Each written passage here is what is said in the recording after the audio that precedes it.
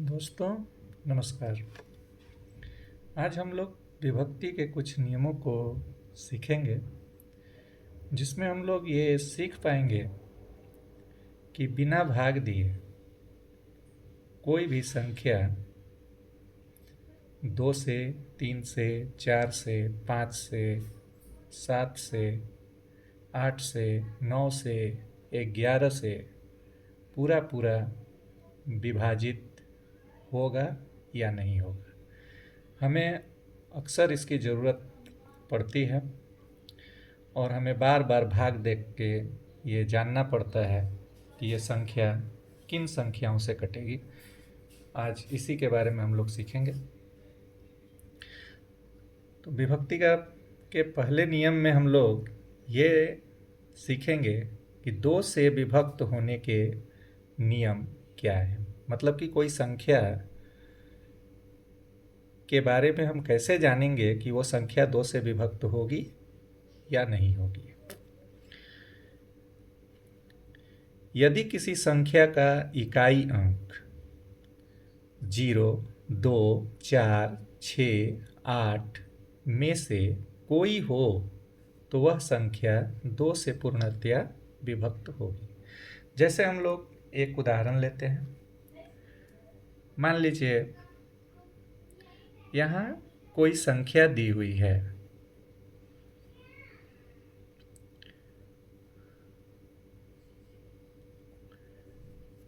ये संख्या तो बहुत बड़ी है, लेकिन ये 2 से विभक्त होगी कि नहीं, इसको जानने के लिए हमें सिर्फ इसके इकाई के अंक को देखना है।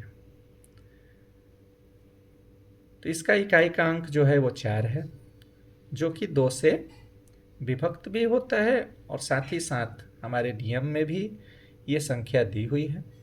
तो ये पूरी संख्या 2 से भी विभक्त होगी। एक और एग्जाम्पल लेते हैं।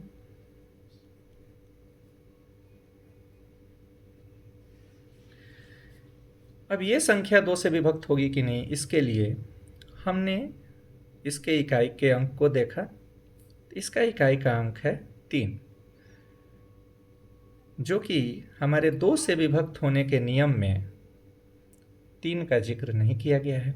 साथ ही साथ ये इकाई का अंक 3 जो है ये 2 से विभक्त यहाँ पे नहीं होता है। तो ये पूरी संख्या भी 2 से विभक्त नहीं होगी। अब हम लोग इसके अगले कड़ी में 3 से विभक्त होने के नियम को जानेंगे।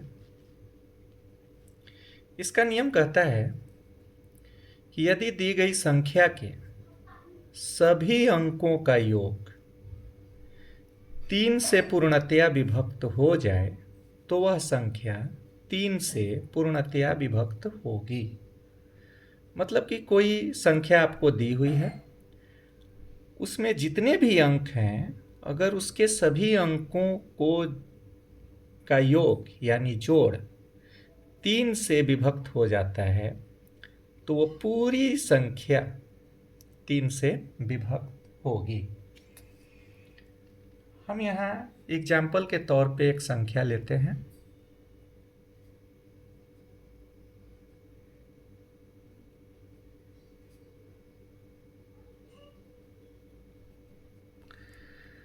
अब नियम के अनुसार हम इसके सभी अंकों को जोड़ देंगे। 7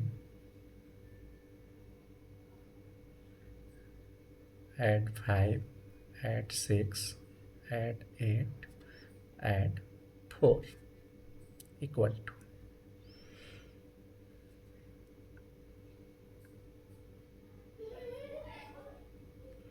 इसके सभी अंकों का योग होता है 30 और ये 30 जो है ये 3 से पूरा पूरा कट जाएगा, इसमें पूरा पूरा भाग लग जाएगा। तो ये जो पूरी संख्या है ये भी हमारी 3 से विभक्त होगी, इसमें पूरा पूरा 3 से भाग लगेगा। हम ये आसानी से जान जाएंगे। अब 3 के बाद हमने 4 को नहीं रखा है, सीधा 9 को रखा है, क्योंकि ये दोनों का नियम लगभग सेम है, थोड़ा सा का अंतर है। 9 से विभक्त होने का नियम हमारा कहता है कि यदि किसी दी गई संख्या के सभी अंकों का योग 9 से पूर्णतया विभक्त हो तो दी गई संख्या 9 से पूर्णतया विभक्त होगी। अब इसमें भी एग्जाम्पल के तौर पे हम एक संख्या लेते हैं।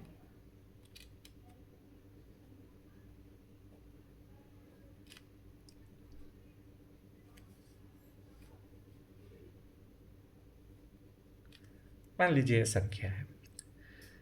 नियम के अनुसार हम इनके सभी अंकों का योग निकालते हैं।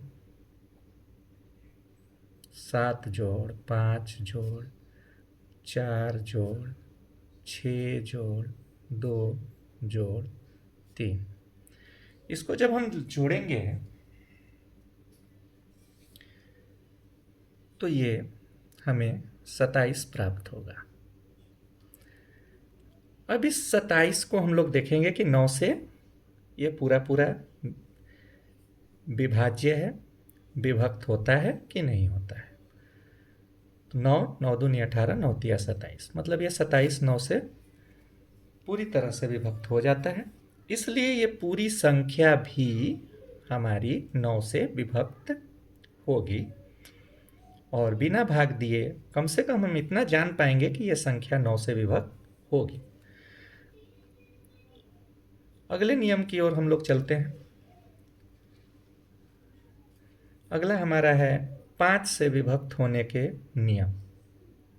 5 से विभक्त होने का नियम कहता है कि यदि किसी दी गई संख्या का इकाई अंक 5 अथवा 0 तो वह संख्या 5 से पूर्णतया विभक्त होगी। जैसे हम एक एग्जाम्पल ले लेते हैं।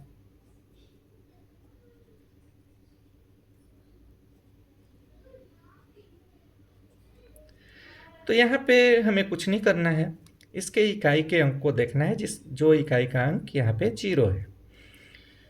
अब हमारे नियम में कहता है कि अगर इकाई का अंक 0 हो तो वो 5 से पूर्णतया विभक्त हो गया। मतलब कि ये पूरी संख्या भी 5 से पूरा पूरा विभक्त हो जाएगा। एक और एग्जाम्पल लेते हैं। इसके इकाई का अंक 5 है और नियम के अनुसार अगर इसका इकाई अंक 5 है तो ये दी गई संख्या भी 5 से पूर्णतया विभक्त होगी।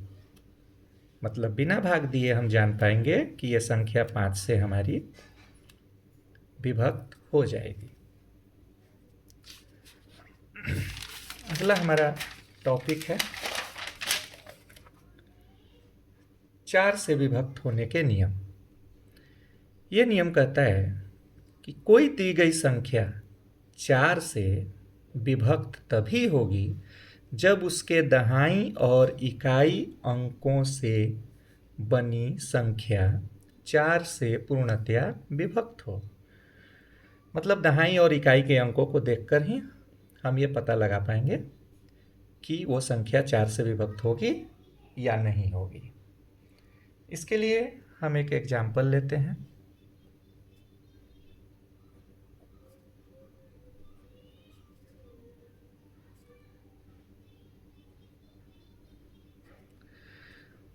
अब इसका दहाई और इकाई से बनी जो संख्या है इस संख्या में वो 36 है और ये हमें सिर्फ इस 36 को ही देखना है कि ये 4 से विभक्त होती है कि नहीं होती है। तो हम जब 4 का पहाड़ा पढ़ेंगे तो ये 36 पूरी तरह से विभक्त हो जाएगी और जब ये विभक्त होगी तो हम ये समझ जाएंगे, जान पाएंगे कि ये पूरी संख्या भी हमारी 4 से विभक्त होगी। मेरा अगला टॉपिक है 8 से विभक्त होने के नियम। ये नियम कहता है कि कोई दी गई संख्या 8 से विभक्त तभी होगी जब उसके सैकड़े, दहाई तथा इकाई अंकों से बनी संख्या 8 से पूर्णतया विभक्त हो। तो इसके लिए हम एक एग्जाम्पल लेते हैं।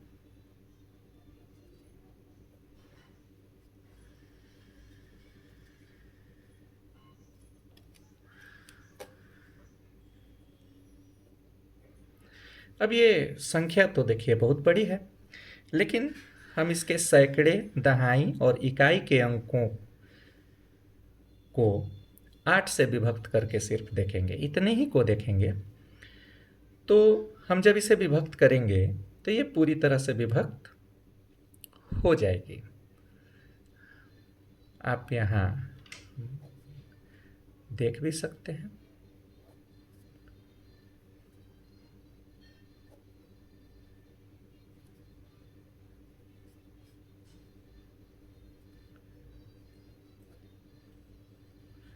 तो इसके सैकड़े, दहाई और इकाई से बनी संख्या 8 से पूरी तरह से विभक्त हो जा रही है, इसलिए ये पूरी संख्या भी 8 से विभक्त होगी।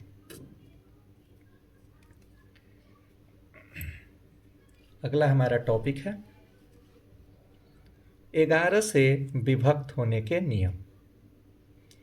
यह नियम कहता है कि कोई दी गई संख्या 11 से तभी विभक्त होगी जबकि इकाई से बाईं ओर चलने पर सम स्थानों के अंकों के योग तथा विषम स्थानों के अंकों के योग का अंतर 0 हो अथवा 11 से पूर्णतया विभक्त हो। तो इसके लिए हम एक एग्जाम्पल लेते हैं।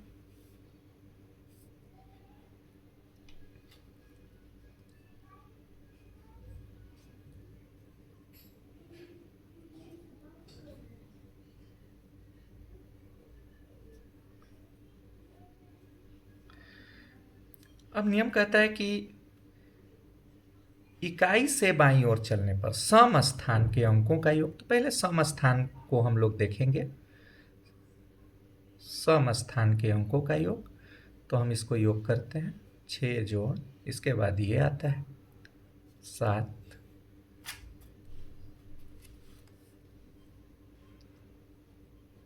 जोड़ 6, जोड़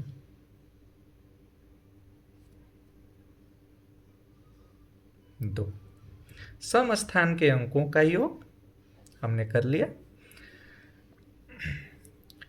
तथा विषम स्थान के अंकों का योग का अंतर, तो हमने इसका अंतर किया, किसका? विषम स्थान के अंकों का, अंकों के योग का। तो विषम स्थान हमारा ये सभी है, हम यहाँ पे स्टार मार्क कर देते हैं। 9 जोड़ अगला विषम स्थान है ये 0, जोड़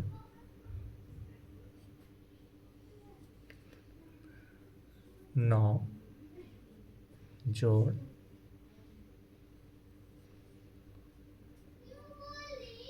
3। अब इसको हम लोग देखते हैं क्या आता है।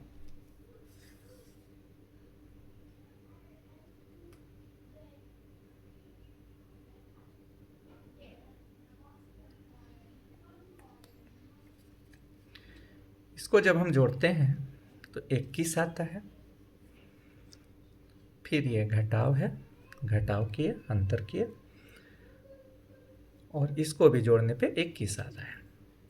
अब दोनों को जब हम घटाएं तो आया 0। अब सम स्थान के अंकों का योग और विषम स्थान के अंकों का योग का अंतर 0 आया, इसलिए ये पूरी संख्या 11 से पूर्णतया विभक्त हो जाएगी। हम बिना भाग दिए इसका पता लगा सकते हैं कि यह संख्या 11 से पूर्णतया विभक्त होगी। इसी तरह अगर सम स्थान के अंकों का योग और विषम स्थान के अंकों के योग का अंतर अगर मान लीजिए 11 आ जाता है, तो 11 से वो पूर्णतया विभक्त होगा, तो वो संख्या भी, वो पूरी संख्या भी 11 से विभक्त होगी। अगर इसके अंकों का अंतर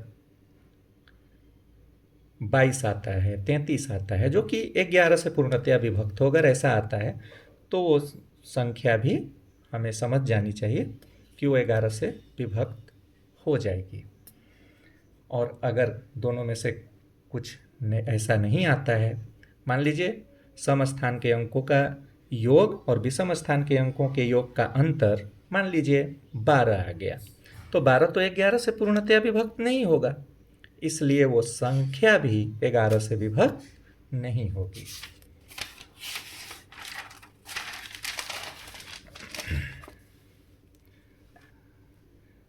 अगला टॉपिक हमारा है 7 से विभक्त होने के नियम। यह नियम कहता है कि यदि इकाई अंक को छोड़कर शेष बची संख्या में से इकाई अंक का दुगना घटा देने के बाद बची संख्या 7 से विभक्त हो तो दी गई संख्या 7 से विभक्त होगी।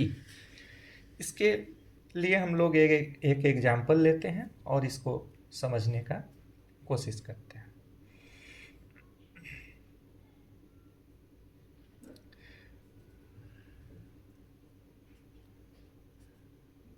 मान लीजिए हमने 882 लिया और हमें पता लगाना है कि ये संख्या 7 से विभक्त होगी कि नहीं होगी।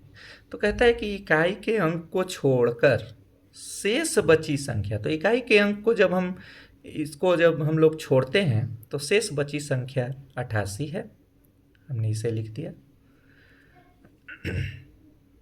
शेष बची संख्या में से इकाई अंक का दुगना, तो इकाई अंक मेरा 2 है, इसका दुगना 4 हुआ, घटा देने के बाद, तो घटा देंगे, क्या घटा देंगे, तो इकाई अंक का दुगना, 2 दूनी 4, दुगना घटा देने के बाद बची संख्या, तो बचा क्या, बचा हमारा 84। 7 से विभक्त हो तो दी गई संख्या 7 से विभक्त होगी। अब हम सिर्फ इसको 7 से विभक्त कर कर देखेंगे कि ये 7 से विभक्त होता है कि नहीं होता है। हम यहाँ देख लेते हैं।